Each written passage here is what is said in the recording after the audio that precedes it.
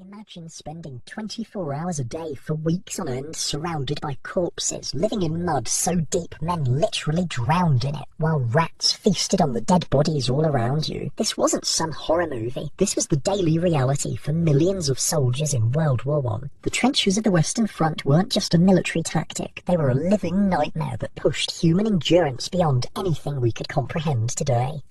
Oh, and if you're enjoying these stories, I'd really appreciate a like or subscribe. Super curious where you're all listening from, so drop a comment with your location and what time it is there. Always blows my mind how people are falling asleep to this all over the world. Alright, let's head back to 1916. Trust me, it's going to be quite a ride. But first, get comfortable. Seriously, adjust those pillows, pull up that blanket, because where we're going, you're going to want to be cozy.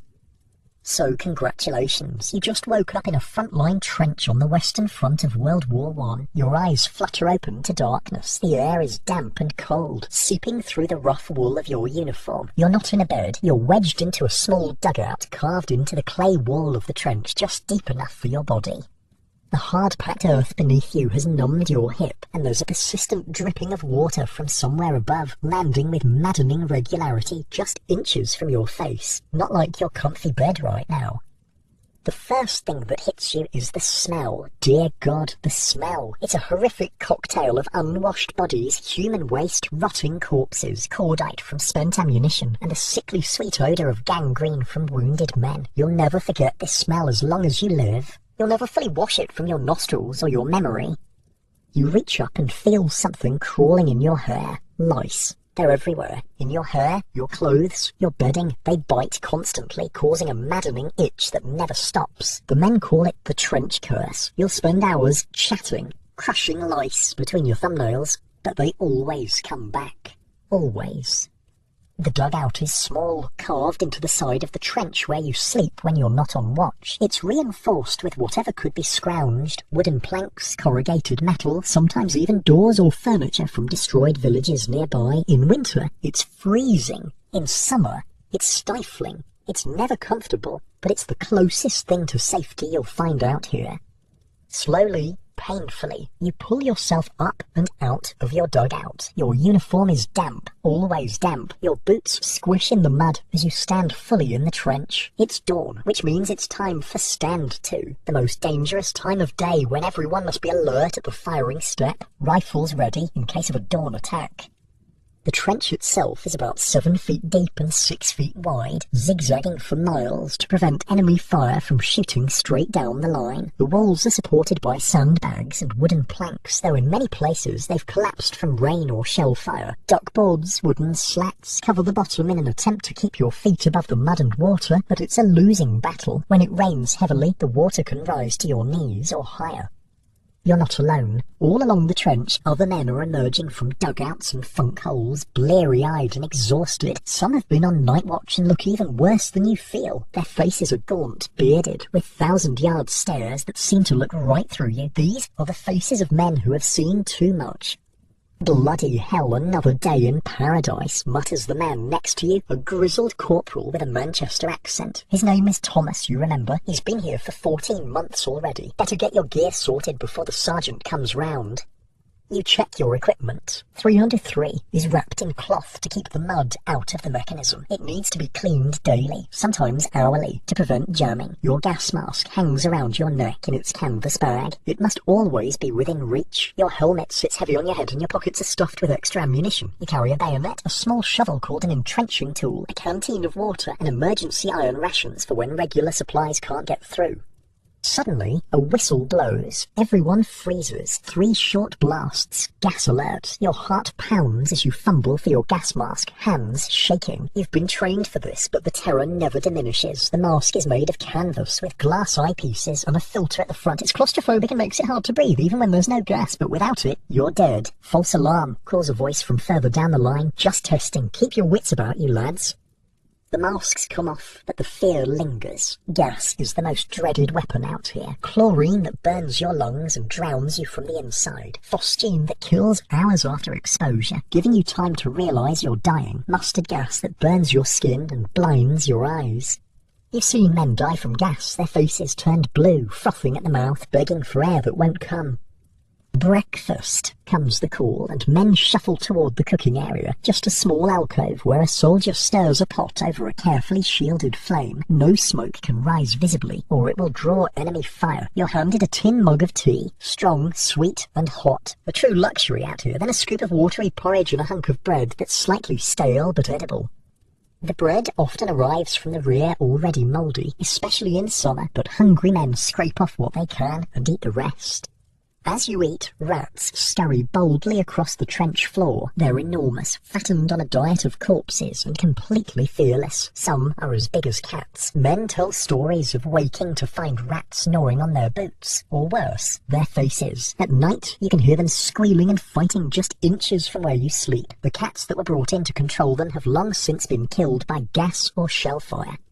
After breakfast, the day's duties are assigned. Some men are sent to repair damaged sections of the trench, filling sandbags and shoring up collapsing walls. Others are assigned to sentry duty, peering through periscopes at no man's land, that hellish stretch of cratered earth between your trench and the enemy's. Still others are sent to the latrine, just a bucket in a separate small dugout that must be emptied regularly, a despised task. You're assigned to a working party with 5 other men. Your job is to string new barbed wire in front of the trench tonight. It's dangerous work done under cover of darkness, when you'll be exposed and vulnerable to enemy fire, but for now you prepare the materials. Spools of wire, wooden stakes, mallets wrapped in cloth to muffle the sound. Midday brings another meal, bully beef, tinned corned beef, and more bread, perhaps some jam if you're lucky. The food is monotonous but vital. Men burn calories fast out here from stress, physical labour, and the constant cold. In the afternoon, an officer comes through for inspection. Lieutenant Parker is young, probably no more than 22, but his eyes look ancient. He checks rifles, makes sure everyone has their gas masks, and reminds you all to keep your feet as dry as possible. Trench foot is taking more men out of action than German bullets this month, he says grimly. Change your socks when you can, and rub whale oil on your feet when supplies come through. Trench foot is a fungal infection caused by constant dampness. Your feet turn numb, then red and swollen, then blue. If not treated, gangrene sets in and amputation follows. You've seen men carried out on stretchers, their feet blackened and rotting. You make a mental note to check your own feet tonight. The afternoon drags on. Clouds gather overhead, threatening rain, the enemy of trench life. When it rains, trenches flood, walls collapse, and life becomes even more miserable than usual. Men have drowned in mud here, sinking in shell holes or collapsed trenches, too weighted down by equipment to pull themselves out. Around 4 o'clock, the enemy artillery begins. First, just a few ranging shots, then a full barrage. The ground shakes beneath your feet as shells explode all around. You press yourself against the trench wall, trying to make yourself as small as possible. The noise is deafening, not just loud, but physically painful, vibrating through your skull and chest. They're ranging for a night attack, says Thomas, crouching beside you. Going to be a long one, lad. This is what men fear most, the helplessness of an artillery bombardment. There's nothing to do but wait, hope, and perhaps pray. A direct hit means instant death. A near miss can bury you alive or tear off limbs. The shells contain high explosives, shrapnel, or gas. Each has its own distinctive sound as it flies overhead, a sound you quickly learn to recognize and fear. Shell fragments whine through the air like angry hornets. Earth and debris rain down. The smell of explosive fills your nostrils, and all the while you're pressed against cold earth, trying not to scream or run or lose control of your bowels. Some men do all three. After what feels like eternity, but is probably only 20 minutes, the barrage lifts. The sudden silence is almost as shocking as the noise was. Men emerge from whatever cover they found, shaking, checking themselves for wounds, helping those who weren't as lucky. 2 men from the next section of trench are dead, torn apart by a direct hit. 3 more are wounded, 1 missing an arm, another with shrapnel in his leg, the 3rd concussed and unable to hear. Stretcher bearers arrive quickly, carrying the wounded to the aid post behind the lines. The dead will be buried tonight, if possible, or simply laid in a shell hole and covered with earth if the fighting is too intense. You help clean up the mess left by the shells, filling in craters, rebuilding collapsed sections of trench, retrieving equipment scattered by blasts. The work is grim but necessary. The trench is your home and your protection. It must be maintained. As evening approaches, you're given your night duties. You'll be on sentry duty from 8 p.m. to midnight, and part of the wiring party from 2 a.m. until dawn. In between, if you're lucky, you might get 2 hours of sleep. The darkness brings a different kind of war. Activity increases on both sides under cover of night. Ration parties arrive with food and supplies, wounded are evacuated, repairs are made, and raiding parties go out into no man's land to gather intelligence, take prisoners, or simply kill the enemy. Your sentry duty passes uneventfully, though tense. You peer into the darkness, straining to see movement, jumping at every sound. False alarms can get you ridiculed. Missing an actual approach can get everyone killed. The responsibility weighs heavy. At midnight, you're relieved and stumble back to your dugout for a precious 2 hours of rest. You don't bother removing your boots or equipment. You might need to move fast if an attack comes. You simply curl up in your damp hole, pull a blanket over yourself, and close your eyes. Sleep comes quickly, despite the discomfort. You're exhausted beyond measure, but it seems like only minutes later that you're being shaken awake for the wiring party. It's 2 a.m., pitch black, and drizzling. "Oh, stay low, move slow, no talking," instructs the sergeant leading your group. "Anyone makes a noise out there, we're all dead." Carrying spools of barbed wire and stakes, you follow the others over the top of the trench and out into no man's land. This is the most dangerous place on Earth, a wasteland of shell holes, corpses, and broken equipment, all under the watchful eyes of enemy machine gunners. You crawl on your belly through mud that reeks of death and chemicals. Every few yards you pass a corpse or part of one, men who died in previous attacks and couldn't be recovered. Some have been out here for months in various stages of decomposition. You try not to look at their faces.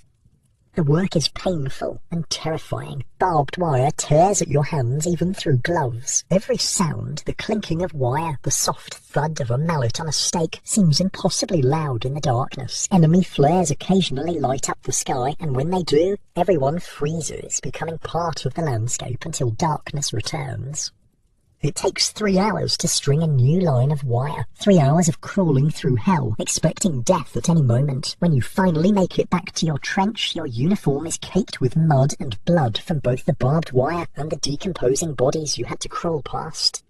Dawn approaches, which means another stand-to. No sleep now until perhaps the afternoon, if things are quiet. As the sky lightens, you take your position at the firing step, rifle ready, watching for any sign of attack from the German trenches just 200 yards away. This is your life now. Day after day of mud, fear, exhaustion, and death. Some men break down completely, weeping, unable to function, sometimes even shooting themselves to escape. They call it shell shock, a term that barely begins to describe the psychological devastation of trench warfare. Others develop a fatalistic humour, joking about death and making art from shell casings. Many become superstitious, carrying talismans or performing rituals they believe will keep them safe. Most simply endure, one day at a time, not thinking too far ahead because the future is too uncertain. The morning sun breaks through the clouds, illuminating no man's land in harsh detail. The sight never becomes easier to bear. A moonscape of craters filled with stagnant water, tangles of rusty barbed wire, and the remains of attacks that failed. Here and there, decomposing bodies lie in impossible positions, some still reaching toward your lines in their final moments of hope. And across this hellscape, barely visible in the distance, are the German trenches, the enemy. Men just like you, living in the same conditions, fighting for reasons that seem increasingly meaningless in the face of such suffering. A runner arrives with a message for your lieutenant. The officers confer briefly, their faces grave. Then the lieutenant approaches your section. "We're going over the top tomorrow at dawn," he says simply. "Get whatever rest you can today. Write your letters home. Be ready." A cold weight settles in your stomach. Going over the top means climbing out of the relative safety of your trench and charging across no man's land towards the enemy lines. It's effectively a death sentence. The machine guns will cut down most of you before you're halfway across. But that's tomorrow's nightmare. For now, there's equipment to clean, letters to write, and perhaps a few hours of fitful sleep to be had. This is your world now, a narrow ditch in the earth where life and death exist side by side, where each sunrise might be a last, where the true enemy isn't the Germans, but the war itself. Thomas sees your expression and offers you a cigarette, a precious commodity out here. "First time going over?" he asks, though he knows the answer. You nod, unable to speak around the knot of fear in your throat. "Look at the man to your right and your left when you go," he says, lighting his own cigarette with hands that don't quite shake. "Don't think about anything else. Just keep moving and stay with them. That's all you can do." His words offer little comfort, but his presence does. Out here, brotherhood is forged in blood and terror. The men around you are the only ones who truly understand what this is like. They're the only family that matters now. As morning fully arrives and activity in the trench increases, you clean your rifle methodically, checking each part. It may be your life tomorrow. Around you, other men write letters, pray, or stare blankly into the distance. Some joke and laugh too loudly, a brittle shield against the fear. The day stretches ahead, your possibly last day on Earth, filled with preparations for an attack that few of you will survive. But that's the nature of this war, this meat grinder that consumes young men by the thousands for a few yards of mud. This is life in the trenches of World War I, a life of extremes, extreme discomfort, extreme danger, extreme camaraderie, a life where a dry pair of socks can seem like a miracle, and a letter from home like a lifeline to another world that grows more distant with each passing day.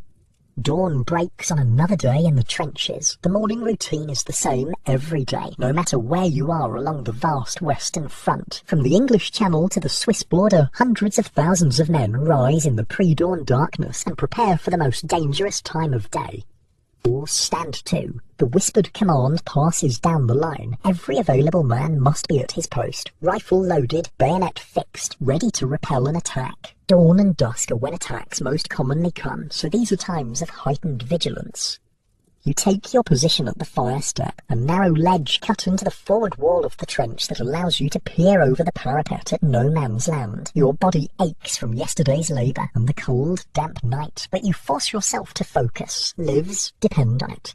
As the sky lightens, revealing another grey day, the tension gradually eases. No attack this morning. A collective exhale passes through the trench as the stand to ends. Now the day's real routines begin. First comes the morning hate, a ritual exchange of artillery and mortar fire that both sides engage in, almost like saying good morning with explosives. It usually lasts about 30 minutes. Veterans can tell which German batteries are firing just by the sound of the incoming shells. "That's Bavarians over there," says a weathered sergeant, cocking his head at the distinctive whistle of an incoming round, always prompt with their morning deliveries. After the morning hate subsides, it's time for breakfast, the first of 2 daily meals served in the trenches. The company cooks, stationed in a somewhat sheltered dugout behind the lines, have been working since before dawn. You join the queue of men waiting with their mess tins. The cooks are a surly bunch, having worked through the night, but they're respected figures. A man who can make edible food from army rations is worth his weight in gold. "What's on the menu today, Cookie?" someone calls out. "Breakfast a la trench," the cook replies dryly, "same as yesterday and the day before." Into your mess tin goes a ladle of lukewarm tea, so strong it's almost black, sweetened with condensed milk and heaps of sugar for quick energy. Next comes a scoop of bacon, if you're lucky, or more likely a portion of bully beef, canned corned beef that forms the staple of the British soldier's diet. A hard biscuit accompanies it, sometimes so tough that men joke about writing letters home on them.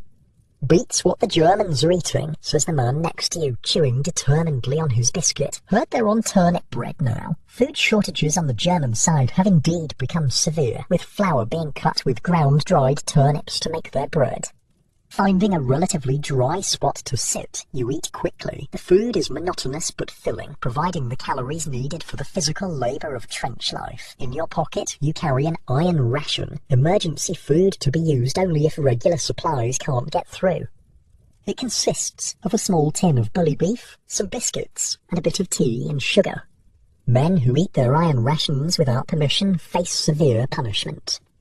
After breakfast comes the rum ration, perhaps the most beloved moment of the day. The quartermaster sergeant appears with a large earthenware jar marked SRD, service rum diluted, though soldiers joke it stands for soon runs dry. Each man receives a small tot of dark rum in his tea mug, just enough to warm the belly and brace the nerves. Officers debate the morality of issuing alcohol, but in the trenches, no one questions its value. It helps men cope with cold, fear, and the constant strain of frontline service. Some religious men pass their ration to grateful comrades. With breakfast finished, the day's work assignments are handed out. Trench maintenance is a never-ending task. The walls constantly collapse from rain and shell fire. The floor becomes a quagmire without proper drainage. Sandbags rot and need replacement. Duckboards sink into the mud. Today, you're assigned to a drainage detail. Water is the trench's greatest enemy after the Germans. Without proper drainage, trenches flood, leading to immersion foot, collapsed walls, and miserable living conditions. Your squad digs drainage channels trying to direct the water away from living and fighting areas. It's back-breaking work, made harder by the need to stay below the parapet to avoid snipers. The mud seems alive, almost malevolent in its capacity to swallow tools, fill in freshly dug channels, and seep into everything. Midway through the morning, word passes down the line that mail has arrived. Mail call is a momentous occasion, a tenuous link to the world beyond the trenches. You pause your work, hoping to hear your name called. The company clerk moves along the trench, reading names from a stack of letters and small packages. Williams, Parker, Taylor, Davies. Hearing your name, you reach eagerly for the envelope. It's from home, your mother's handwriting. You tuck it carefully inside your tunic. You'll read it tonight, in private. Letters are treasures to be savoured, not rushed through. Some men receive packages as well. Comforts from home, containing knitted socks, chocolate, tobacco, or homemade cakes. These are often shared, creating brief moments of normality in the abnormal world of the trenches. Back to work. The morning passes slowly. Around 11, you notice men looking at their watches more frequently. Word spreads that a ration party is due from the rear with supplies. Fresh bread, tea, sugar, perhaps even newspapers. Ration parties are dangerous undertakings. Men must carry heavy loads through communication trenches that are often flooded, collapsed, or under enemy observation. If the communication trenches are too damaged, they might have to cross open ground, risking sniper fire. Today's ration party arrives intact, led by a red-faced corporal cursing the German artillery that targeted them along the way. The supplies are distributed quickly. The bread is reasonably fresh, having been baked last night in field ovens behind the lines. There are tins of jam, plum and apple today, and more tea and sugar. Also arriving is the water cart. Water in the trenches is as precious as ammunition. Each man carries a canteen, but this must last between refills. The water is heavily chlorinated to prevent disease, giving it a chemical taste that never quite becomes palatable. Men collect rainwater when they can, but with corpses decomposing in no man's land, even rainwater can carry disease. You fill your canteen and drink sparingly. Dehydration is common, especially in summer when men sweat heavily under woolen uniforms, but a full bladder can be problematic when latrines are distant or shelling makes movement dangerous. Speaking of latrines, they're one of the most unpleasant aspects of trench life. In well-established trenches, latrines are deep pits with wooden seats, located in small tributary trenches for privacy, and to keep the smell somewhat contained. They're regularly treated with chloride of lime to reduce odour and prevent flies from breeding. In newly dug or temporary trenches, facilities might be as basic as a bucket that must be emptied regularly over the parapet, a dangerous job done at night. Some trenches use chemical toilets, but these are rare luxuries. Personal hygiene is a constant struggle. You haven't had a proper bath in weeks. At best, you might manage a canteen bath, washing from your helmet using a minimal amount of water. Shaving is required to ensure gas masks seal properly, done with cold water and often shared razors. Lice are the constant companions of every soldier, regardless of rank or cleanliness. They live in the seams of clothing, causing intense itching and spreading trench fever, a debilitating illness with high fever and severe headaches. The most effective delousing method is chatting, running a candle flame along the seams of clothing to burst the eggs, then crushing the adult lice between thumbnails. It's a social activity, with men helping each other reach difficult spots, sharing news and gossip as they work. "Got a beauty here," says the Lancashire lad next to you, displaying a particularly fat specimen before crushing it with evident satisfaction. "Reckon that one's been dining on officers." Midday brings the second and final meal of the day. More bully beef, perhaps transformed into a stew if the cooks are creative, with hardtack biscuits and jam. On good days, there might be cheese or tinned vegetables. On very good days, fresh meat might arrive for stew, though this is increasingly rare as the war progresses. After the midday meal comes another stand-to, though briefer than the morning one. Then work resumes, interrupted periodically by shell fire or sniper activity. Communication in the trenches is a complex system. Field telephones connect command posts, but wires are frequently cut by shells. When phones fail, runners take their place. Men who carry messages by hand through the trench system, one of the most dangerous jobs on the front. You watch one such runner splash past, a sealed message tube in his hand, moving with the hunched posture all veterans develop to avoid the higher parts of the trench where snipers might spot them. Other forms of communication include signal flares, flags, heliographs and carrier pigeons. The pigeons, housed in mobile lofts behind the lines, have a remarkable success rate, delivering messages even through gas and shell fire. Weather is a constant factor in trench life. Rain transforms trenches into muddy canals. Summer heat brings flies and the stench of decomposition. Winter brings frostbite and trench foot. Today, a light drizzle begins around mid-afternoon, just enough to make everything damp without providing the dramatic shelter of a downpour. The clay soil becomes slippery, and work slows as men struggle to maintain footing. Could be worse, says Thomas philosophically. Remember that storm last month? Lightning hitting the wire. Germans thought we were attacking and opened up with everything they had. Trench foot is the most common ailment in wet conditions. Prevention becomes almost ritualistic. When possible, men remove their boots and socks, dry their feet, and massage them with whale oil or grease. Dry socks are treasured possessions. Officers inspect feet regularly, knowing that a man with trench foot is a man lost from the fighting strength. Show me your plates, a lieutenant orders, using the slang term for feet. Men dutifully remove boots and socks for inspection. Those showing early signs of trench foot, whitened, wrinkled skin, are ordered to the medical officer. Medical care in the trenches follows a tiered system. Minor injuries and illnesses are treated at an aid post just behind the front line. More serious cases go to a dressing station further back, then to a casualty clearing station, and finally to a base hospital if necessary. The regimental medical officer makes his rounds once a day, treating everything from trench foot to shell shock. He distributes tablets for dysentery, iodine for cuts, and rum for almost everything else. Complex cases go back down the line, with stretcher bearers navigating the treacherous communication trenches, carrying their broken human cargo. By late afternoon, the drizzle has stopped, but the trenches remain slick with mud. Work parties are finishing up, securing tools and materials before evening stand to. The routine is mind-numbing in its repetition, yet the constant threat of death prevents true boredom. Soldiers learn to catch sleep whenever possible. Between tasks, men doze against trench walls or in shallow dugouts. Sleep is always light, disturbed by shell fire, orders, or the need to move. Most men develop the ability to wake instantly at the slightest unusual sound.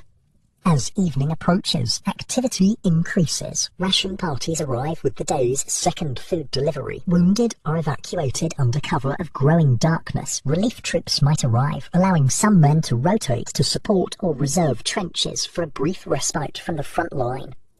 The trench system typically consists of 3 parallel lines. The front line faces the enemy directly. Behind it lies the support trench, housing company headquarters, reserve troops, and some supplies. Further back is the reserve trench, with battalion headquarters, and more substantial dugouts. Men rotate between these positions, typically spending 4 to 6 days in each before moving to billets behind the lines for rest.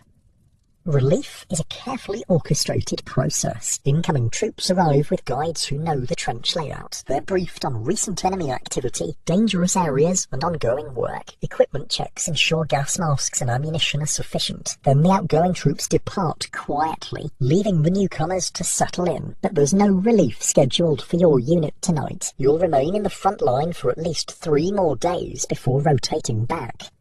Evening stands to begin as the light fades. Every man returns to the fire step, watching no man's land intently for signs of enemy movement. This is when trench raids often occur. Small parties of men crossing to enemy trenches to gather intelligence, take prisoners, or simply kill the enemy and destroy their positions. The gathering darkness brings a strange transformation. Daytime's enforced stillness gives way to cautious activity. Working parties emerge to repair damage under cover of night. Ration carriers move more freely. Sentries remain vigilant, but others can move, stretch, and work with less fear of snipers. Weather determines much of the night's activity. Clear nights with moonlight or flares make movement dangerous. Stormy nights provide cover, but make work difficult. Tonight is cloudy but dry. Good conditions for necessary tasks. Your evening duty is sentry work. 2 hours of intense vigilance, peering into the darkness, listening for the subtle sounds that might indicate an enemy patrol or raid. It's mentally exhausting, requiring total concentration. Missing an approaching enemy could mean death for everyone in your section.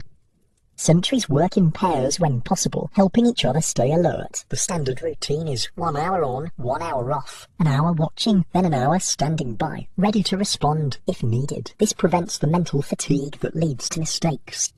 You take your position, rifle ready, eyes straining into the darkness. The landscape of no man's land appears different at night, more threatening, shadows shifting in ways that play tricks on tired eyes. Flares fired periodically illuminate the scene with harsh, unnatural light, creating moments of blinding exposure followed by deeper darkness. Keep your eyes moving, advises the veteran sharing your sentry post. Don't stare at one spot or you'll start seeing things that ain't there.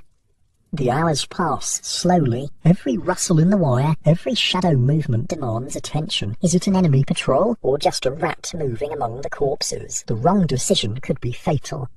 Between watches, men write letters home by candlelight, carefully shielded to prevent any light from escaping. They clean weapons, mend clothing, or simply talk in low voices. Conversation typically revolves around food, women, or home, rarely about the war itself. Those who've been at the front longest speak the least about combat. My wife says they've got meat rationing now back home, says a corporal, reading from a letter. 1.5 pounds a week per person. She's learning to make rabbit stew. Rabbit stew, another man sighs dreamily. My mum makes it with carrots and these little dumplings. Food is a favourite topic, perhaps because trench rations are so monotonous. Men describe meals from home in loving detail, creating shared fantasies of proper food that help distract from the present reality. Officers move along the trench, checking sentries, inspecting equipment, ensuring gas masks are ready. They carry the additional burden of responsibility for their men, making decisions that will determine who lives and dies. Your lieutenant stops briefly at your position. "Anything?" he asks quietly. "Nothing moving, sir," you report. "All quiet." He nods and moves on, his young face looking drawn and old in the dim light of a shielded torch. Officers age quickly at the front.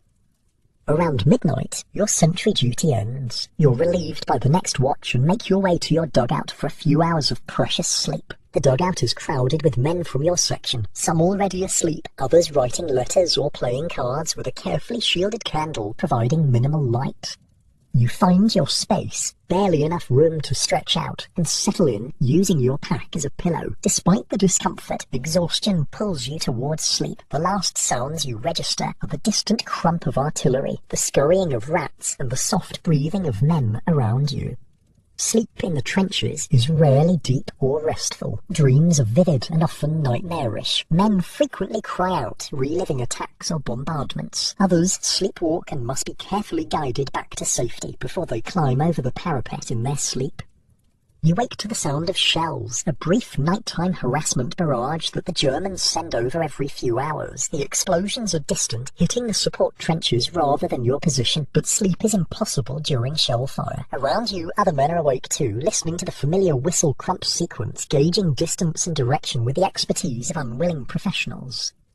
When the shelling stops, the trench gradually quiets again. Some men return to sleep, others lie awake, thinking of home or what tomorrow might bring. The night hours stretch long for those who can't find rest. At 3 a.m, you're woken for your second sentry duty of the night. Groggily, you make your way back to the fire step, relieving a man who's barely visible in the darkness. Anything? You ask, the eternal question of sentries everywhere. Thought I heard wire cutters about an hour ago, he replies. Fired a few rounds, then nothing. Probably rats. You nod and take position, rifle ready, senses gradually sharpening as sleep falls away. The pre-dawn hours are the coldest and darkest, when morale dips lowest and the enemy is most likely to probe defences. The sky begins to lighten almost imperceptibly around 5 a.m. The darkness shifts from black to deep blue, then gradually to grey. It's the most dangerous time, when dawn patrols and raids often occur, taking advantage of the half-light that makes movement difficult to detect. Word passes down the line. Stand to. Again, every man takes position, watching intently as no man's land emerges from darkness. The daily cycle of the trenches completes and begins again. As full daylight arrives with no enemy attack, the morning routine resumes. Another day of waiting, working and watching begins. The constant cycle wears men down physically and mentally, yet they adapt with remarkable resilience. Humour remains, friendships deepen, and life continues in this narrow world of mud and danger. Breakfast arrives. Tea, biscuits and bacon today. A welcome change from bully beef. The tea is hot and sweet, a small luxury that means more than civilians could understand. You drink it slowly, savouring the warmth and momentary comfort. Mail today, announces the sergeant, and hot rations coming up tonight if the road holds. These small announcements bring disproportionate pleasure. A letter, a hot meal, a dry pair of socks. In the trenches, such things become treasures beyond price. After breakfast, new work assignments are distributed. Today, you're on a sandbag filling detail. Mindless labour, but relatively safe. You join a group in a wider section of trench where empty sandbags and a pile of earth await. The work is methodical. Hold the bag open, shovel in earth, pack it down, tie it closed, stack it ready for use. Repeat endlessly. Thousands of sandbags are needed daily to repair damage from shells and weather. As you work, conversation flows around you. Men discuss the rumoured relief coming in 3 days, debate whether the war will end this year, share news from recent newspapers. The work passes more quickly with talk, and filled sandbags pile up steadily. Midway through your second week in the trenches, you've settled into the grinding routine of stand-to, work, meals and sentry duty. The initial shock has faded, replaced by a wary familiarity. Veterans call it getting your trench legs. That moment when ducking for cover becomes instinct, and you can distinguish between different types of incoming shells just by sound. But comfort in the trenches is always an illusion, shattered without warning when the reality of war intrudes. Today begins like any other, until it doesn't. You're repairing a section of collapsed trench wall when you hear it, a different sound from the usual morning artillery. First, a series of deep, hollow thumps from the German lines, then the distinctive whoosh of projectiles arcing through the air. "Minenwerfer!" someone shouts. "Take cover!" The German Minenwerfer is a trench mortar, a short-range, high-angle weapon that lobs shells directly into trenches. Unlike traditional artillery that fires from miles behind the lines, these mortars are positioned just behind the front line, making their projectiles almost impossible to spot until it's too late. You dive into the nearest dugout as the first explosion hits, shockingly close. The ground bucks beneath you, dirt and splinters rain down. Your ears ring painfully from the concussion. Before you can recover, a second shell hits, then a third. The Germans are bracketing your position, firing shells at different ranges to find their target. Once they have the range, they'll pound this section of trench methodically. "Stay down," shouts a sergeant as men instinctively try to run. They're walking it in. Trench mortars are terrifying precisely because you're trapped. In open warfare, soldiers can spread out to minimize casualties from shells. In trenches, you're confined to narrow pathways that channel the blast effects. A direct hit from a Minenwerfer can obliterate an entire section of trench and everyone in it. The bombardment continues for 20 minutes that feel like hours. Each impact shakes more dirt from the dugout ceiling. The air fills with smoke and dust, making breathing difficult. Men press themselves against walls or curl into the smallest possible targets. Eyes shut, some praying, others cursing. When it finally stops, the silence seems unnatural. Then the calls begin. Casualties? Anyone hit? Stretcher bearers to point 4. Shore up that wall before it collapses.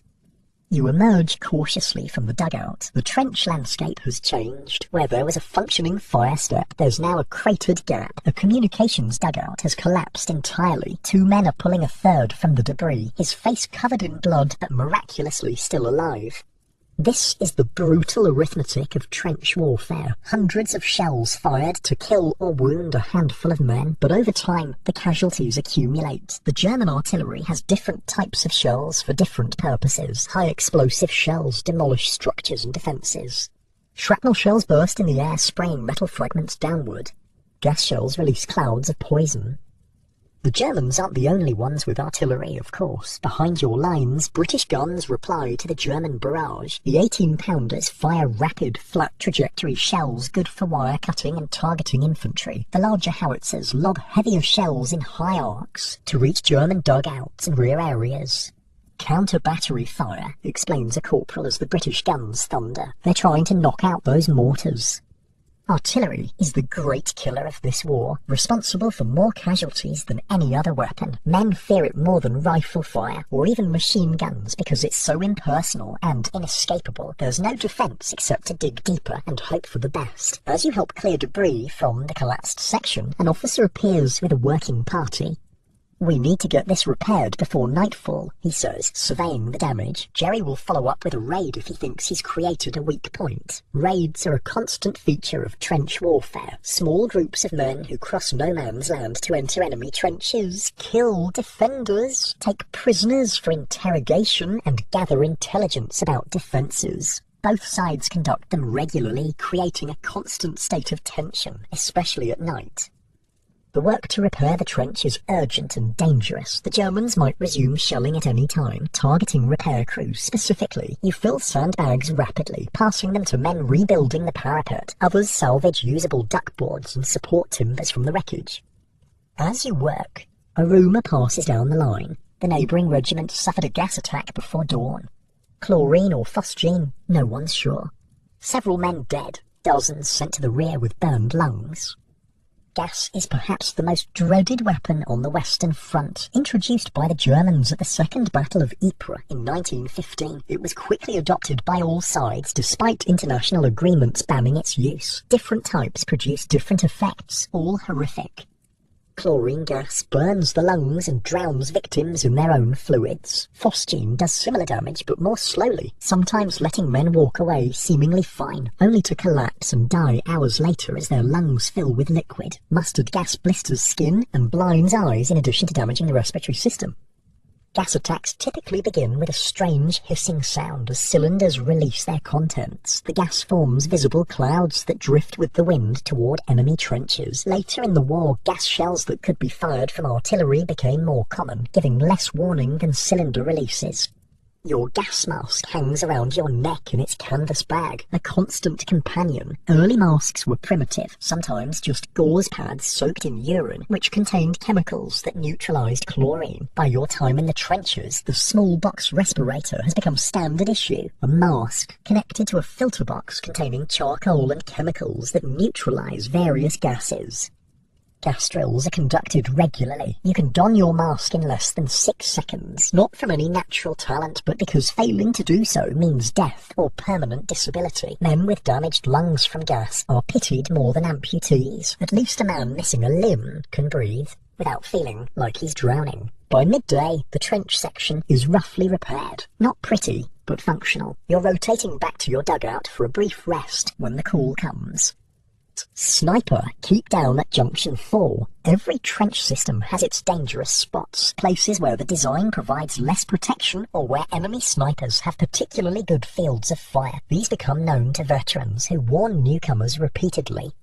Snipers are a constant threat. Skilled marksmen armed with rifles fitted with telescopic sights, often operating from carefully concealed positions. They target officers, machine gunners, and observation posts primarily, but will shoot any careless soldier who exposes himself. You press against the trench wall instinctively, making yourself smaller. Around you, other men do the same. Docking below the parapet level, movement in the trenches becomes a strange, hunched ballet, staying low, moving quickly across open spaces, using traverses. The zigzag turns in the trench for protection. Got Phillips right through the head, someone whispers. Never knew what hit him. Snipers create a psychological impact far beyond their actual casualty numbers. The knowledge that showing yourself for even seconds might mean instant death leads to constant stress. Men develop a permanent stoop from living below the parapet, so ingrained that they maintain it even when on leave, far from the front. Counter-sniping becomes an art form. Specially trained marksmen watch for the flash of enemy rifles or subtle signs of concealed positions. They use dummy heads raised briefly above the parapet to draw fire, revealing enemy positions. It's a deadly chess game played across no man's land. In the afternoon, word comes that you're needed for a wiring party tonight. The morning's bombardment damaged sections of wire entanglements in front of your trench. These must be repaired under cover of darkness to prevent enemy infiltration. Wiring parties are among the most dangerous assignments. Men must leave the relative safety of the trench and work in no man's land, exposed to enemy fire. They work with barbed wire, difficult to handle in daylight, nearly impossible in darkness while wearing gloves. The wire snags on clothing, tears, flesh, and makes noise that can attract attention. As evening approaches, the lieutenant briefs your group of 6 men. We've got damage to about 30 yards of wire, he explains, pointing to a rough map. 2 gaps big enough for raiding parties to get through. We need to close those before dawn. He explains that artillery will provide covering fire to mask the sounds of your work and distract enemy attention. A Lewis gun team will be positioned to provide covering fire if you're discovered. If flares go up, freeze in place rather than running, which only draws fire.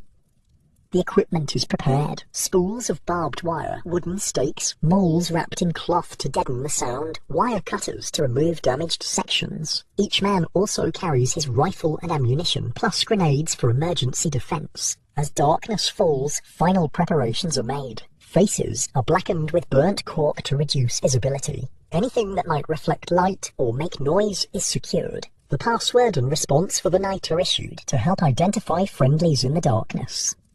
Just before midnight, you go over the top. Leaving the trench is a surreal experience. After days of living below ground level, the open space of no man's land feels dangerously exposed. You crawl on your belly through a sap, a narrow trench extending toward enemy lines, then spread out in the darkness. No man's land is a nightmarish landscape. The ground is cratered from countless shells, creating a lunar surface of holes filled with stagnant water. Barbed wire, both broken and intact, creates metal thickets that can trap the unwary, and everywhere lie the dead. Some recent, others decayed to skeletons, impossible to recover in the constant crossfire.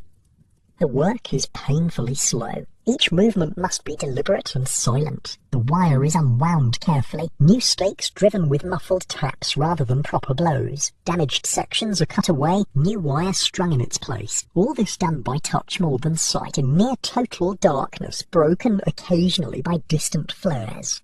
A flare goes up from the German lines, bathing the landscape in harsh white light. Everyone freezes instantly, becoming part of the landscape. The light lingers for agonizing seconds before fading. You resume work, fingers fumbling with cold and tension.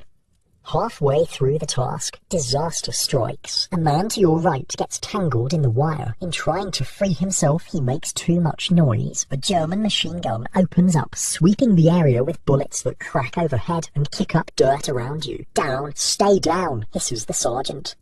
The Lewis gun from your trench returns fire, giving covering fire. The German gun shifts its attention, allowing your party to crawl back toward your lines, all except one man who lies motionless, caught in the wire he was repairing. Back in the trench, the roll call confirms one man missing, presumed killed. The lieutenant looks grim, but unsurprised. Wiring parties always take casualties. The work is essential, but lethal. We'll try again tomorrow night, he says simply. Different section.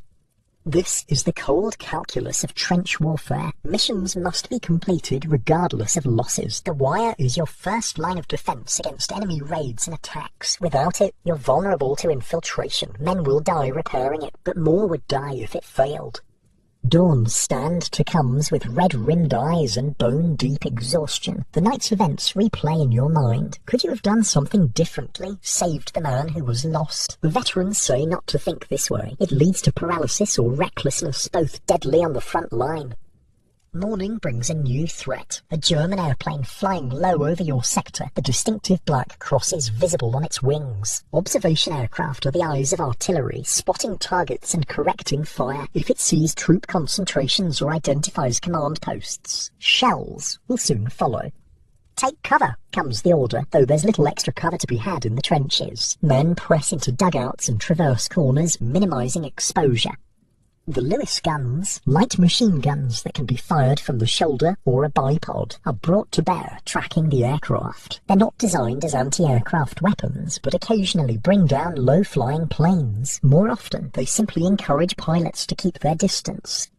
Machine guns are the definitive weapon of trench warfare. The British Army primarily uses the Vickers, a heavy water-cooled gun that can fire 450 rounds per minute continuously for hours if properly maintained. It requires a crew of 6 to 8 men to operate effectively and is typically positioned in specially constructed emplacements with good fields of fire across no man's land. The lighter Lewis gun is more mobile, usable by infantry for attacks and defence. It has a distinctive circular magazine on top and can fire about 550 rounds per minute, though it overheats more quickly than the water-cooled Vickers. German machine guns are even more feared. The Maxim 08 is similar to the British Vickers, but employed in greater numbers, especially early in the war. The Germans position their guns to create interlocking fields of fire, ensuring no approach to their trenches goes uncovered.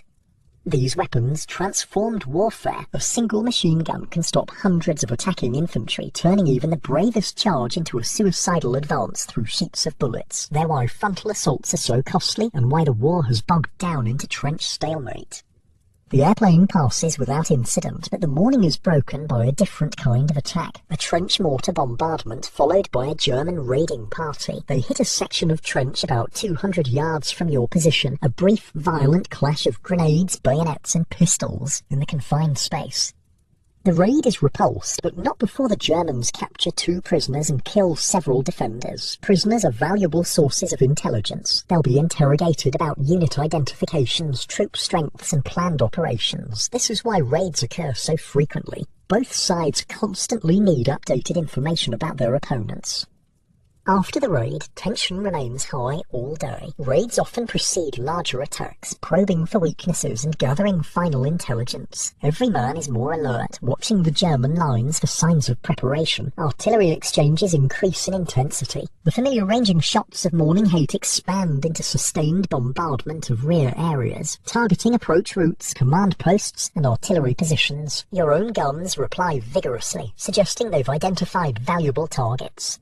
In the afternoon, the company commander calls officers and NCOs for a briefing. When they return, the news spreads quickly. You're going to raid the German trenches tonight. Your section will provide covering fire while another goes over the top.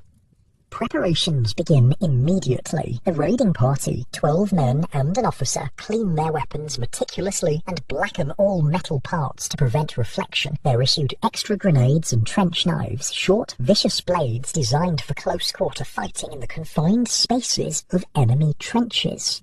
Mills bombs, sir? Or rifles? Asks a corporal, referring to the 2 main types of attack plan. Mills bombs, the lieutenant replies. We want prisoners, not a body count. This determines the approach. With Mills bombs, the standard British hand grenade, the raiders will move quickly to the German wire, clear paths through it quietly, then rush the trench, throwing grenades ahead of them to clear the way. They'll grab prisoners and documents, then withdraw before German reinforcements arrive. Your role as the covering party is crucial. You'll man the fire step with rifles and Lewis guns, ready to provide covering fire if the raiders are discovered prematurely or during their withdrawal. You'll also watch for German counterattacks from other sections of their line. As evening approaches, tension ratchets higher. Men write letters, just in case, or check equipment repeatedly. Veterans affect casualness, but their tight expressions betray the strain. Raids are chaotic, violent affairs where plans rarely survive contact with the enemy. An hour before the scheduled raid, British artillery begins a deliberate bombardment of German lines, not the sections to be raided, which would only alert defenders, but areas to either side, drawing attention and reinforcements away from the target. The raiders make final preparations. Some take off their identity discs, leaving one with a friend in case they don't return. Others remove badges of rank. Officers are prime targets for enemy fire. All ensure their weapons are in perfect working order and grenades easily accessible. Remember, the officer in charge tells them, we need at least 2 prisoners, and if you get hit, don't make noise. Better to die quiet than get everyone killed. It's a harsh truth of raiding. Wounded men who cry out endanger the entire party. Some raiders carry morphine specifically to silence badly wounded comrades if necessary. At 11:30 p.m, the raiders go over the top, disappearing into the darkness of no man's land. Your section takes position on the fire step, rifles ready, eyes straining to follow their progress. For long minutes, nothing happens. Then comes the distinctive crump of grenades, followed by the chatter of machine guns and shouts in German. Fire, orders your sergeant, and the covering party opens up, sending bullets just over the raiders' position to discourage German reinforcements. A very light, a bright flare shoots up from the German line, illuminating no man's land with harsh light. You can see figures moving, some falling, others throwing objects, grenades, into the German trench. The firefight intensifies. 3 minutes later, shadows detach from the German parapet, moving back toward your lines, the raiders returning. They drag 2 struggling figures with them, prisoners, while others provide covering fire or carry wounded comrades. Ceasefire, comes the order as they near your wire. Let them through. The raiders tumble back into the trench, bringing their prisoners, young, terrified-looking Germans, and 3 wounded comrades. The head count reveals 2 men missing, presumed killed in the German trench. The raid is considered a success. 2 prisoners, identifiable by their uniform insignia as members of a Bavarian regiment, plus documents taken from a dugout that might contain valuable intelligence. The cost, 2 dead, 3 wounded, is deemed acceptable by the officers, though not by the friends of those lost. The prisoners are quickly taken to the rear for interrogation. The wounded receive first aid and morphine before being evacuated to the dressing station. The survivors drink rum rations with shaking hands, coming down from the intense adrenaline of combat.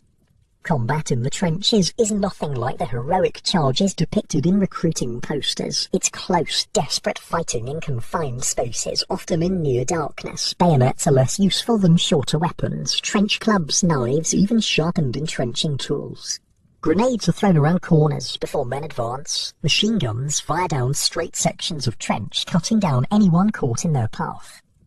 The day after a raid is quieter than usual, both sides recovering, assessing damage, replacing casualties, but the lull never lasts long. By mid-morning, German artillery begins a systematic bombardment that has a different quality from normal harassing fire. They're getting ready for something, says an old sergeant, listening to the pattern of shells, not just revenge for last night, something bigger. The warning spreads down the line. Extra ammunition is distributed. Reserve troops move closer to the front. Everyone cleans weapons and checks gas masks with extra care. The signs are clear to experienced eyes. The Germans are preparing an attack. Around noon, the pattern of shells changes. Instead of the high explosive rounds hitting your trenches and rear areas, a new sound emerges. A dull plop, rather than the usual crack of bursting shells. Gas! The cry comes from multiple lookouts simultaneously. Gas alert! The alarm rattles down the line. A distinctive pattern beaten on empty shell casings hung as improvised bells. Men scramble for gas masks, performing the drill practiced countless times. Mask out of bag, shaken to remove any debris, placed over face, straps tightened, breathe out hard to clear the mask, check seal. You complete the drill in seconds, the rubber mask clinging uncomfortably to your face. The eyepiece is already beginning to fog. Through the distorted glass, you see a greenish-yellow cloud rolling slowly across no man's land, pushed by a light breeze directly toward your position. Chlorine gas, heavier than air, flows into trenches and shell holes where it concentrates, displacing oxygen. Without protection, men die in agony, drowning as the gas burns their lungs and causes fluid build-up. Even with masks, extended exposure is dangerous as filters become saturated or seals leak. For 30 minutes you wait as the gas cloud passes over and through your position. Breathing is difficult through the filter. The mask is hot, uncomfortable, inducing a feeling of claustrophobia. Communication is nearly impossible, reduced to hand signals and muffled shouts. Some men panic, tearing at their masks despite training. Others hold them down until the impulse passes. A few with damaged or ill-fitting masks begin to cough and choke as gas seeps in. They're helped to aid posts where medical orderlies administer oxygen and treatments that may or may not save their lungs. As the gas dissipates, a new threat emerges. German infantry follow the cloud, wearing their own distinctive gas masks with long filter canisters. They've timed their attack to coincide with the gas, hoping to catch defenders in disarray or without functioning masks. Stand to. Masks on. The order passes down the line as men take positions on the fire step, awkwardly aiming rifles while still wearing gas masks. The machine guns open up first, their distinctive hammering audible even through the masks. They sweep no man's land, catching German troops in the open. Many fall, but others keep coming, reaching your wire. Fire. The order comes muffled, but clear enough. You aim through fogged eyepieces at grey figures cutting through wire entanglements and squeeze the trigger. The rifle's recoil jolts your shoulder. You work the bolt, eject the spent casing, chamber another round, aim, fire again. The Germans who reach the wire throw grenades into your trench, stick bombs with long wooden handles that let them hurl the explosives farther. You duck as one explodes nearby, sending fragments whining through the air. The attack falters under combined rifle and machine gun fire. Germans who made it to the wire fall back or surrender. Those caught in the open take cover in shell holes, becoming snipers who take shots at any movement in your line.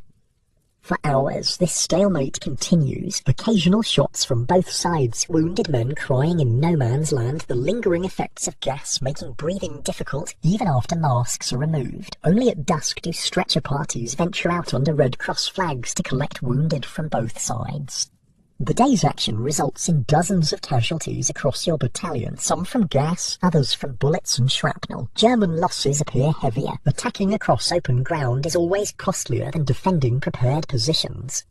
As night falls, the wounded are evacuated down communication trenches to aid stations. The dead are buried in small cemeteries just behind the lines, crosses marking their graves. Chaplains say brief services when conditions allow, but often bodies are simply placed in the ground with minimal ceremony, the needs of the living taking precedence. The psychological toll of combat accumulates with each engagement. Men react differently. Some become fatalistic, accepting whatever comes with resigned humour. Others grow increasingly anxious, jumping at every sound, unable to sleep. A few develop the 1,000-yard stare, a blank expression that reveals minds partially detached from unbearable reality. Officers watch for signs of shell shock, the Great War's term for what later generations would call combat stress reaction, or PTSD. Symptoms range from mild anxiety to complete catatonia, uncontrollable trembling, inability to speak, or hysterical blindness. Severe cases are evacuated to special hospitals, though many commanders still view it as simple cowardice rather than legitimate psychological injury. After the gas attack, a young private in your section sits mute, staring at nothing, jerking violently at the slightest noise. The medical officer examines him briefly. "Another one gone," he says to the company commander. "I'll send him back, but they're getting stricter about shell shock cases. High command thinks it's contagious." He's not entirely wrong. Fear, like courage, spreads among men in close quarters. Veterans work to contain both panic and recklessness in newer soldiers, enforcing a middle path of cautious professionalism that offers the best chance of survival. That night, exhausted from combat and the strain of the gas attack, sleep comes in brief troubled intervals. Dreams are vivid and violent, common among frontline troops. You wake repeatedly, unsure for disorienting moments where you are, until the familiar sounds and smells of the trench return you to reality. The next day brings the cycle of stand-to, work parties and meals once more, but with the added task of clearing battle damage. Shell holes must be filled, damaged wire replaced, bloodstains covered with fresh earth to maintain morale. The war machine resets itself, preparing for the next engagement. Late in the afternoon, welcome news arrives. Your battalion will be relieved tonight, moving to support trenches for 4 days before rotating to rest billets behind the lines. The prospect of hot food, proper sleep, and relative safety lifts spirits noticeably. Relief arrives after dark. Fresh troops from another battalion of your regiment, guided by officers who spent the day reconnoitering the trench layout. The handover is methodical. Section by section, the newcomers replace your men, receiving briefings on recent enemy activity, dangerous areas, and ongoing work. You find yourself explaining to a young private who looks no more than 17 the best spots for sentry duty, which parts of the trench draw the most fire, where German snipers are believed to operate. He listens with wide eyes, nodding too frequently, clearly terrified, but trying not to show it too. The Bavarians opposite are decent sorts. You find yourself saying they don't shoot stretcher bearers or ration parties if they can help it, but watch out for trench mortars around dawn. They like to wake us up with those. It strikes you as surreal. A month ago, you knew nothing of this world. Now you're passing on wisdom as if you've lived here forever. The trenches age men rapidly, turning boys into veterans in weeks rather than years. With handover complete, your company forms up in the communication trench for the march to the rear. Movement is slow in the narrow twisting passage, but safer than crossing open ground. Even at night, the distance isn't great, perhaps 2 miles, but trenches make it a journey of hours rather than minutes. Gradually, the sounds of the front line fade behind you. The sporadic crack of rifles gives way to deeper quiet, broken only by the rumble of transport and artillery operating in the rear areas. The air smells cleaner, less tainted by cordite and death. Support trenches are wider, deeper, and better constructed than the front line. Dugouts are larger, some with wooden bunks and primitive stoves. The constant tension of imminent attack eases, allowing men to stand straighter, speak more normally, smoke without cupping cigarettes to hide the glow. For now, at least, you've survived the worst that trench warfare can offer. The daily artillery, the snipers, the raids, the gas. But in 4 days, or perhaps a week, you'll return to the front where these dangers wait with infinite patience for fresh victims. This is the grinding cycle of the Western Front. Rotate forward, endure, rotate back, recover, repeat. A machine that consumes men and material at a staggering rate without significant movement of the front line. A war of attrition where victory goes not to the most skilled or brave, but to whoever can sustain the bleeding longest. As you settle into a relatively spacious dugout in the support trench, sharing cigarettes with comrades who survived the front-line rotation, the conversation turns to home, to plans after the war, to anything but the immediate past or future. This too is part of the soldier's art, living in the narrow present, neither dwelling on what's happened nor anticipating what's to come. Mail tomorrow, says a lance corporal, changing the subject from a particularly grim reminiscence. And hot showers if the boilers are working. These simple pleasures, a letter from home, hot water, food that isn't bully beef, become the milestones by which trench time is measured. They sustain men through the unsustainable, providing just enough humanity to keep going in inhuman conditions. You think of the front line, just 2 miles away, but seemingly another world. The men who relieved you are standing to now, watching the darkness for signs of threat, living the same cycle you've temporarily escaped. Some won't be there when you return, replaced by fresh faces who will look to you as a veteran, a guide to survival in the trenches. For now, though, there's a chance to rest, to let some of the tension ease from mind and body, to eat without listening for incoming shells, to sleep without a rifle within arm's reach. Small mercies in a merciless war, but precious nonetheless. After 4 days in support trenches, your battalion moves further back to a rest area, a small French village 5 miles behind the front. The transition feels almost dreamlike. One day you're in a world of mud and death, the next walking on cobblestone streets where buildings though damaged still stand intact. Rest areas are relative sanctuaries. The distant thunder of artillery remains audible, but the immediate danger has passed. Here, men can sleep in barns or billets rather than dugouts, eat hot food prepared in proper field kitchens, and briefly remember what normal life feels like.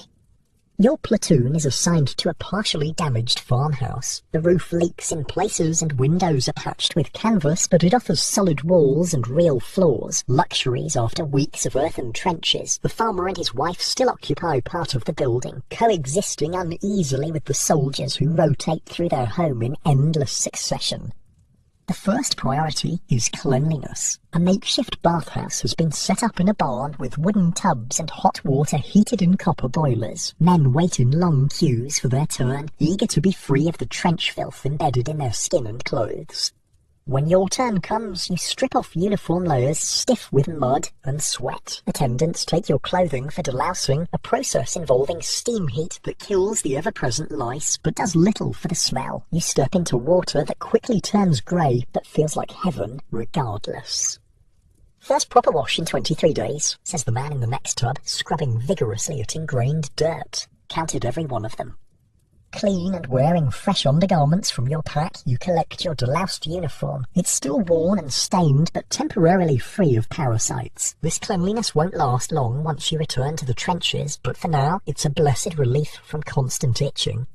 The company assembles for the first hot meal in weeks. Stew with actual chunks of meat and vegetables, bread baked that morning, and tea served in mugs rather than canteen cups. Men eat slowly, savouring each bite after the monotony of trench rations. After the meal comes mail call, letters and packages that accumulated during your time at the front. The company clerk calls names, distributing precious links to the world beyond the war. Some men receive multiple letters, others hear nothing and mask their disappointment with forced indifference.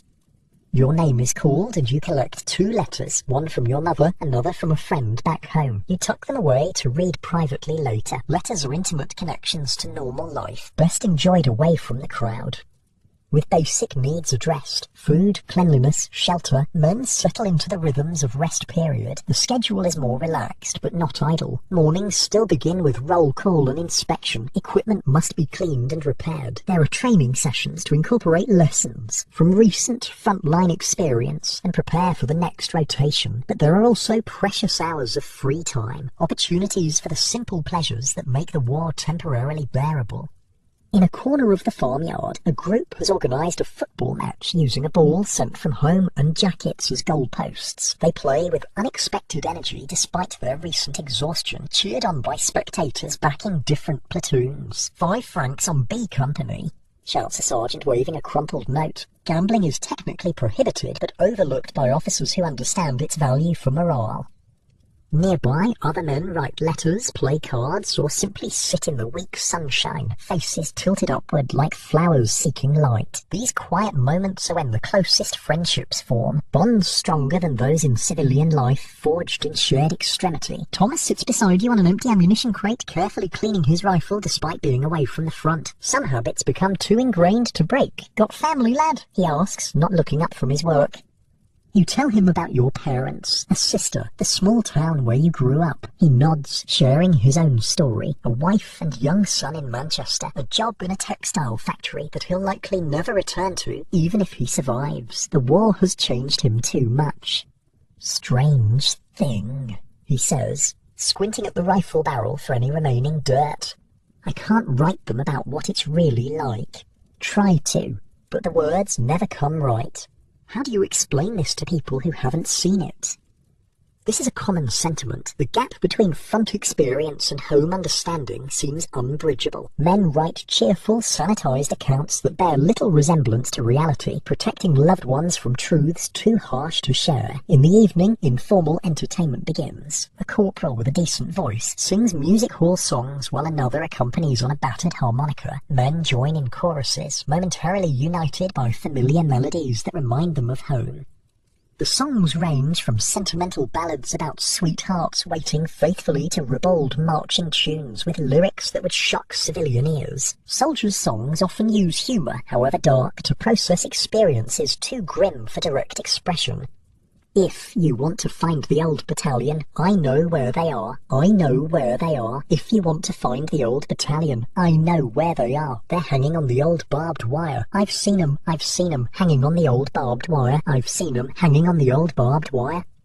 The lyrics are macabre, but the tune is catchy, and men sing it without apparent distress. Gallows humour is a crucial coping mechanism, allowing indirect acknowledgement of fears too powerful to face directly. As darkness falls, someone produces a bottle of cheap French wine, purchased from a local farmer at inflated prices. It passes from hand to hand, each man taking a small sip, momentarily bound in communion that transcends military hierarchy.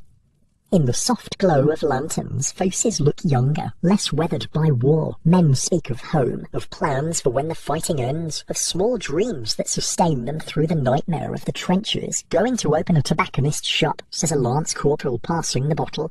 Nice little place on a corner. Always wanted that. Farm for me, another replies. Somewhere quiet, no more bloody noise. These conversations happen in every rest period, rituals of hope that few fully believe in but maintain regardless. The mortality rate is too high for confidence, but planning for the future is itself an act of defiance against the present. Not all coping mechanisms are so healthy. Some men drink whatever alcohol they can find to the point of insensibility. Others seek comfort with local women despite official discouragement of fraternization. A few develop addictions to the morphine meant for battlefield wounds. Officers generally overlook minor infractions during rest periods, understanding that men need release from the unrelenting pressure of the front. Major violations still bring punishment, but the standard of discipline flexes to accommodate human needs. Religion provides comfort for many. The battalion chaplain holds services in a partially damaged church, offering familiar rituals and the promise of meaning beyond the senseless slaughter. Men who never attended church at home find themselves drawn to these services, seeking transcendence or simply community. Some find solace in superstition rather than formal religion. Lucky charms proliferate, coins that stopped bullets, playing cards that predicted survival, pieces of shrapnel that struck close but didn't kill. Men develop personal rituals, always putting the left boot on first, touching wood before going on patrol, carrying pictures of loved ones over the heart. Your own ritual is simpler. Each morning and night you touch the small St. Christopher medal your mother gave you before you left. You're not certain you believe it provides protection, but the connection to home comforts regardless. Superstitious lot soldiers, observes a lieutenant passing by a group comparing talismans. But then, in a world this random, who can blame them? The randomness of death in the trenches is perhaps its most psychologically challenging aspect. No amount of skill, courage, or caution guarantees survival when artillery shells fall indiscriminately or gas drifts with changing winds. In such circumstances, the illusion of control provided by lucky charms becomes almost necessary for sanity. Another form of coping emerges in the creative works produced during rest periods. Men sketch in notebooks, write poetry, or craft objects from battlefield debris, shell casings transformed into vases, bullet pencils, rings made from shrapnel fragments. This trench art serves multiple purposes. It passes time, creates mementos to send home, and transforms the instruments of death into objects of beauty, a small victory over the destruction surrounding its creators. A corporal in your section is particularly skilled, engraving shell casings with intricate floral patterns using nothing but a nail and patience. He works on one now, the soft tapping a soothing backdrop to evening conversations. Sending this one to my girl, he explains, showing you the half-completed design. Tells her I'm thinking of her without saying anything about. He gestures vaguely toward the front, the sound of distant guns punctuating his unfinished thought. Packages from home are opened and shared, their contents distributed with generosity that might surprise those who knew these men in civilian life. Privacy and personal property become flexible concepts in the communal living of military service. A cake from someone's mother becomes a feast for an entire section, each man taking a small piece regardless of whether they know the recipient. The sharing goes beyond food. Books and newspapers pass from hand to hand until they disintegrate. Cigarettes, currency of the trenches, are offered freely during times of plenty and carefully rationed when scarce, but always with an understanding that no one goes without if others have. This communal spirit represents one of the war's few positive aspects, the deep bonds formed between men of different backgrounds who might never have connected in civilian life. Class barriers erode in the face of shared danger. Regional antagonisms fade when everyone faces the same enemy. Never spoke to toffs before the war, admits a former coal miner, nodding toward a group of officers. Now there's that lieutenant, proper gentleman, Oxford and all, saved my life at Lewes, carried me half a mile under fire when I took shrapnel in the leg. The lieutenant in question, overhearing, looks embarrassed, but pleased.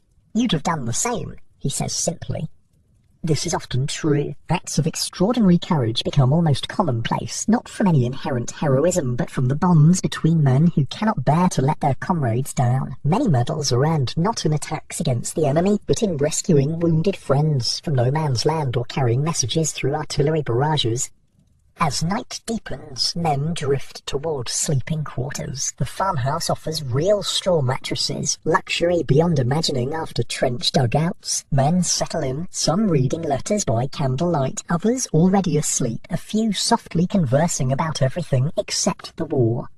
In private, you finally open your letters. Your mother writes of home, mundane details of neighbours, local events, rationing difficulties, carefully avoiding anything that might add to your burdens. Between the lines, you read her worry, her desperate hope for your safety. The second letter brings unexpected emotion. Your friend describes a mutual acquaintance recently returned from the front, wounded severely enough for discharge but alive. The familiar name connects your current reality to your pre-war life, bridging worlds that have grown increasingly separate in your mind.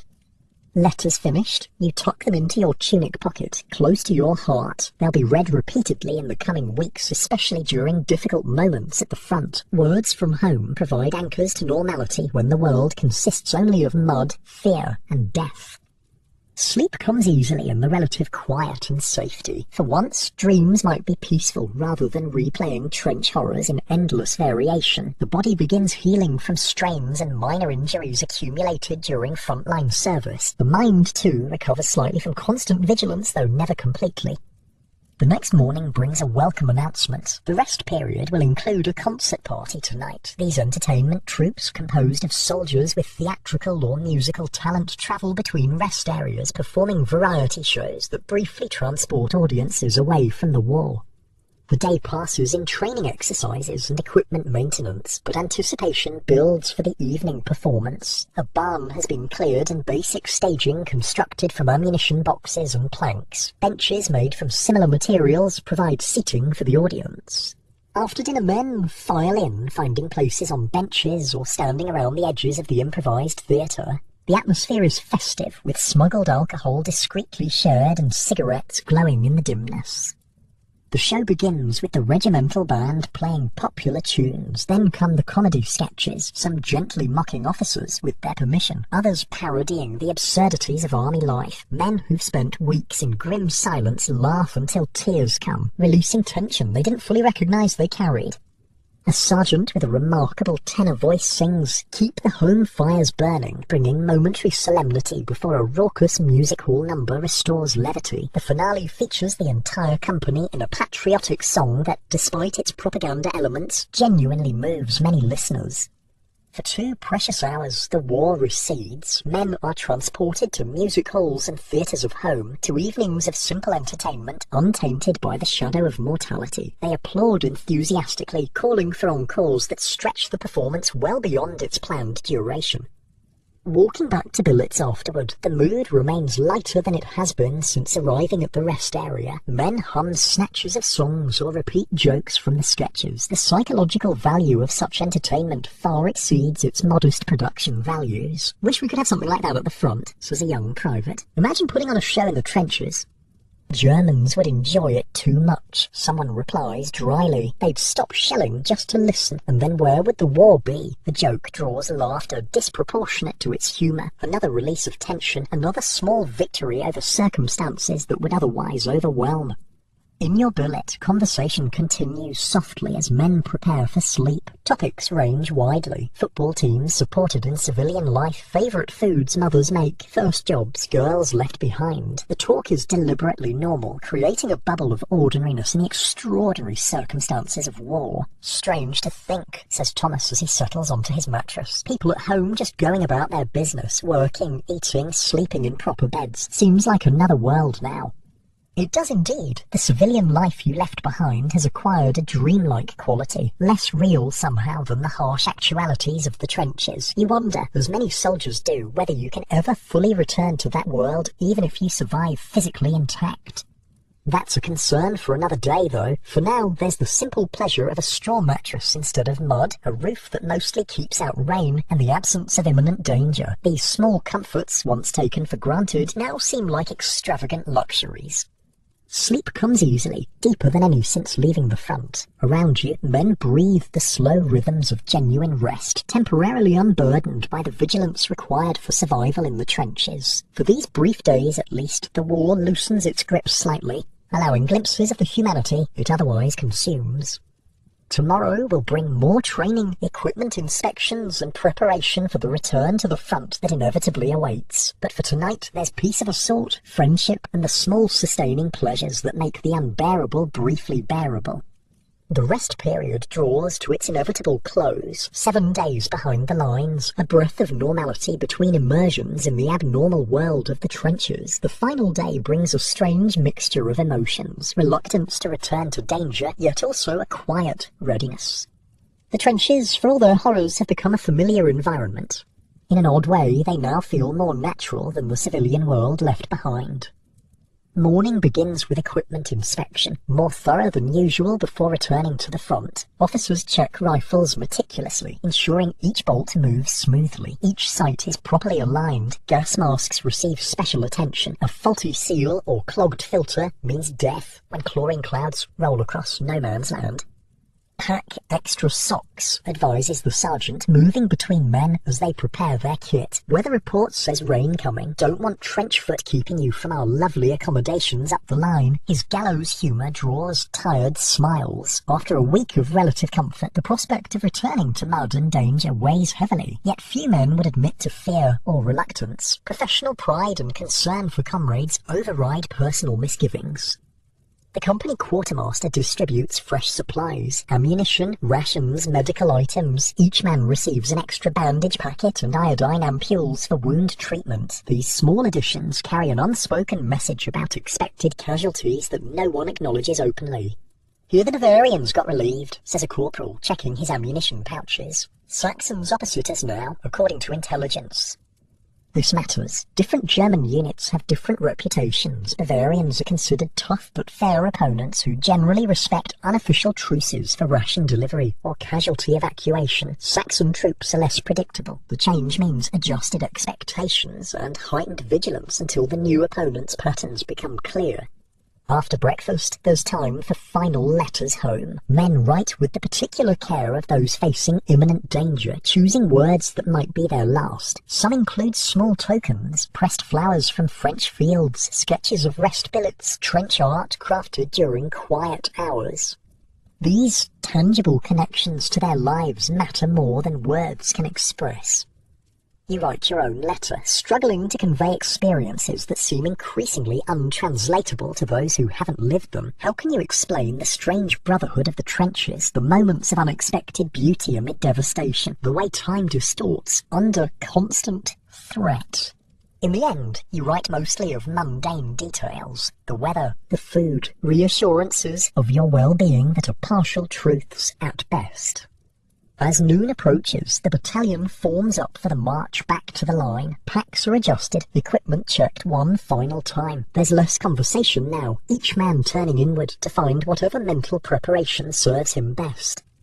The chaplain moves among the ranks, offering brief words of encouragement or prayer to those who welcome them. Some men touch religious medals or crosses, others perform personal rituals developed over months of war. Thomas straightens his cap at precisely the same angle. He's worn it through every rotation without casualty, a superstition he'd never acknowledge but maintains faithfully. "Easy march today," announces the lieutenant, consulting his map. 7 miles to support trenches overnight there, then forward to the line tomorrow evening. 7 miles would be nothing in civilian life. A pleasant afternoon walk. In military formation, carrying full equipment weighing upwards of 60 pounds, it becomes a test of endurance. Add the psychological weight of moving toward rather than away from danger, and the burden multiplies. The company moves out along a rural road lined with poplars. The trees still bear leaves, incongruously alive amid a landscape increasingly scarred by war. Birdsong accompanies the rhythmic trudge of boots on packed earth, another discord between natural beauty and human destruction that characterizes the Western Front. You march in the middle of the column, finding the familiar cadence that distributes weight most efficiently and conserves energy. Around you, other men do the same, their faces set in expressions of resigned determination. There's comfort in the shared purpose, the collective movement toward a duty none would choose individually, but all accept collectively. The road gradually deteriorates as you approach the front. Shell holes appear with increasing frequency, some filled with stagnant water where frogs have improbably established themselves. Nature adapts with remarkable persistence, finding niches within human devastation. military traffic increases. Ambulances moving rearward with wounded ammunition wagons heading forward. Dispatch riders on motorcycles weaving between columns. The machinery of war grows denser around you, its components interlocking in complex logistics few individual soldiers fully comprehend. Rest stops come at regular intervals, 10 minutes each hour. Men drop gratefully to grassy roadside verges, shedding packs momentarily, passing canteens, sharing cigarettes. These brief respites highlight how quickly the body reacclimatizes to comfort and resists returning to hardship. During one such halt, a flight of British aircraft passes overhead, heading toward German lines. The Bristol F-2 fighters fly in tight formation. Their engines drone a reassuring reminder of growing Allied air superiority. Men wave spontaneously, though the pilots are unlikely to notice from their altitude. "Rather be up there than down here," remarks a young private, watching the planes diminish into the distance. "Not me," replies a veteran corporal. "No trenches, but nowhere to hide either. And if your engine quits..." He makes a whistling sound, followed by a graphic crashing gesture. The war exists in 3 dimensions now. Below ground in trenches and mines, on the surface in traditional infantry combat, and increasingly in the air where observation balloons and aircraft struggle for advantage. Each domain has its unique dangers, its specific forms of courage. By mid-afternoon, the landscape shows more extensive war damage. Few intact buildings remain, most reduced to skeletal walls or mere foundations. Fields lie fallow or cratered beyond recognition. Trees stand as blackened stumps or lean at impossible angles, their root systems disrupted by explosions. The sounds of the front grow more distinct, the rhythmic thump of artillery, the distant chatter of machine guns. These noises once provoked immediate anxiety. Now they register as environmental features like weather or bird song requiring acknowledgement but not necessarily fear. Late afternoon brings the battalion to a crossroads where military police direct traffic. The MPs wear distinctive red caps and maintain order with a mixture of authority and practicality. They check the lieutenant's orders before waving the company forward toward a communication trench that marks the beginning of the fortified zone. "End of the road, quite literally," observes Thomas as the column halts. "From here on, we're back to trench life." The communication trench descends gradually from the surface world to the subterranean network that soldiers inhabit. It's well constructed, with solid revetments supporting the walls and duckboards elevating feet above potential water. This major artery receives regular maintenance, unlike smaller trenches that deteriorate between rotations. Moving in single file, the company enters this transitional space between worlds. Daylight diminishes as the trench deepens. Conversations fade, replaced by the focused concentration needed to navigate with full equipment in confined space. The war reasserts its presence with each downward step. The journey through communication trenches to support positions takes nearly 2 hours, though the actual distance is relatively short. The zigzag design that protects against enfilade fire also multiplies travel time. Men move carefully, mindful that the visible portion of the journey has made them potential targets for German artillery observers. Support trenches, when reached, offer reasonable accommodation by front standards. Dugouts excavated into trench walls provide shelter against all but direct hits. Some feature bunks with straw-filled mattresses, small stoves for warmth, even crude tables and chairs salvaged from destroyed villages. "Home, sweet home," says a sergeant ironically, directing men to their assigned dugouts. "Get settled, then hot rations at 7. Stand to at dawn tomorrow, then maintenance duties until we move up tomorrow night." This intermediate position, behind the front line but still within artillery range, serves multiple purposes. It allows gradual reacclimatization to trench conditions, provides a staging area for rotating units, and maintains reserve forces close enough to reinforce front trenches if attacked. The evening passes quietly. Men organise sleeping spaces, clean equipment muddied during the march, write final letters before entering the communication blackout of the front line. A portable gramophone plays somewhere down the trench, its tinny rendition of a popular but incongruously elegant amid military surroundings. After rations, hot stew and bread delivered in insulated containers from field kitchens, the company commander calls officers and senior NCOs for briefing. They return with information that passes quickly through the ranks. The sector you're entering has been relatively quiet, with minimal casualties during the previous battalion's rotation. Artillery exchanges occur mainly at dawn and dusk, with occasional night patrols but no major raids from either side. This qualifies as good news in the relative scale of trench warfare. A quiet sector means better odds of survival, though veterans know that conditions can change rapidly with the arrival of new enemy units or shifts in high command strategy. As night deepens, men settle into the rhythm of support trench life. Sentry rotations are established, though less intensively than at the front. Quiet conversations continue in dugouts, most focusing on immediate concerns rather than larger questions of the war or its meaning. In combat zones, philosophical reflection rarely extends beyond the next day's survival. You find yourself in a dugout with Thomas and 4 others from your section, the close quarters creating forced intimacy that nonetheless provides comfort. These men have become more familiar than family in some ways, their habits and personalities known in the particular detail that shared danger creates. "Think this rotation will be quiet?" asks a young replacement, new to the front and seeking reassurance.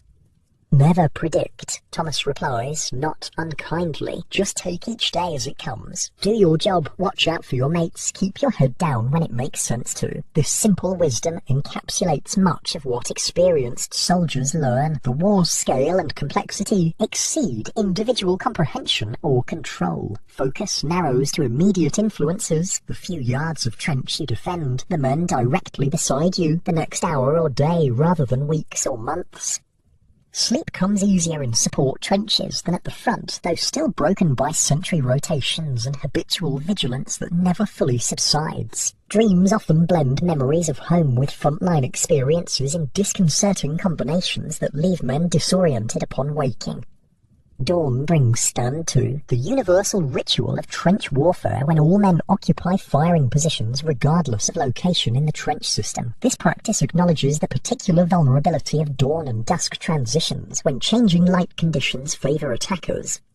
After stand comes breakfast, tea, bread, bacon for those lucky enough to be in support rather than front trenches. Men eat with the particular appreciation of those who know that comforts diminish with proximity to the enemy. By tomorrow they'll return to cold rations and limited cooking opportunities. The day passes in preparation for the final move forward. Equipment is checked again, ammunition distributed, trenches repaired where needed. A medical officer moves through the company, identifying men with early symptoms of illness or psychological strain who might become casualties if sent to the front. Hughes, Taylor, Wilson, report to the aid post, he instructs after inspections. Rest of you, carry on. The men named depart with mixed emotions, relief at temporary reprieve from frontline duty, concern about appearing weak before comrades, uncertainty about their status. They'll likely remain in support positions this rotation, performing necessary duties while recovering from their conditions. This pragmatic approach to human limitations represents an evolution in military thinking. Early in the war, any reluctance to advance brought accusations of cowardice, sometimes resulting in disciplinary action or even execution. Gradually, medical understanding of combat stress improved, leading to treatment rather than punishment for most cases. By late afternoon, final preparations begin for the move to front trenches. Extra rations are distributed, emergency supplies checked, specific assignments clarified. The complex choreography of trench rotation requires careful planning to maintain defensive integrity throughout the transition. "We move at dusk," confirms the lieutenant. "Third platoon first, then headquarters, then second and first. Full equipment, absolute silence during movement. The relief must be complete before midnight." As daylight fades, tension rises perceptibly. Support trenches, relatively safe by front standards, suddenly seem almost comfortable compared to what awaits. Men make final adjustments to equipment, checking that nothing will rattle or reflect light during movement. The march forward begins as planned, platoons moving separately through communication trenches toward their assigned positions. Progress is slow, the narrow passages requiring careful navigation, especially where recent shell damage has caused partial collapses. The sounds and smells of the front intensify with each forward yard. Artillery grows louder, small arms fire more distinct. The air carries notes of cordite, decaying matter, chloride of lime used to combat trench sanitation issues. These sensory markers announce proximity to the war's most active zone. Frontline trenches, when reached, appear much as you remember. Narrow, muddy passages with fire steps facing enemy lines, rudimentary dugouts offering minimal shelter, ever-present evidence of recent combat. The trench itself seems almost organic, constantly damaged and repaired, never quite the same from one rotation to the next. The relief process follows established protocol. Each section of trench is transferred individually, outgoing troops briefing their replacements on recent enemy activity, dangerous areas, working routines. Maps change hands, showing patrol routes, suspected sniper positions, weak points and wire defences.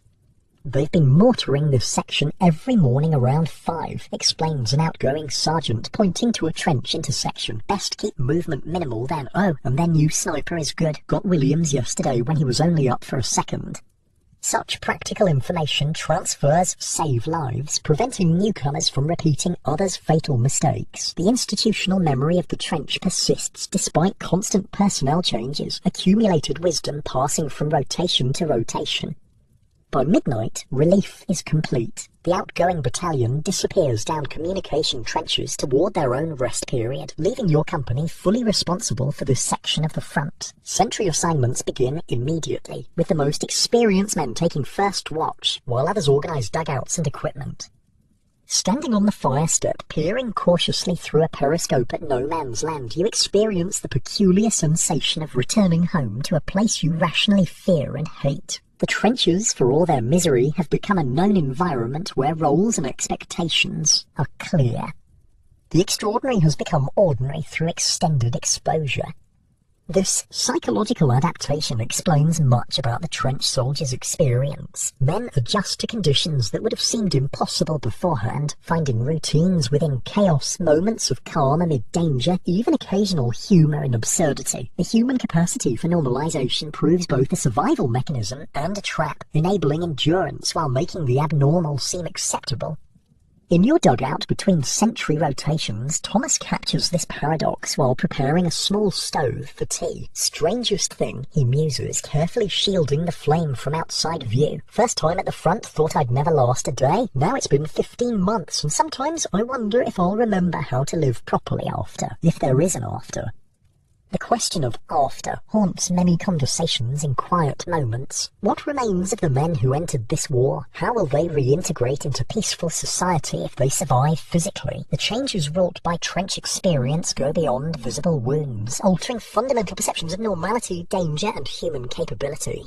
Some men express certainty that life will resume its previous course once the war ends. Others recognize more profound transformations that cannot be reversed. Most avoid the question entirely, focusing on immediate survival rather than uncertain futures.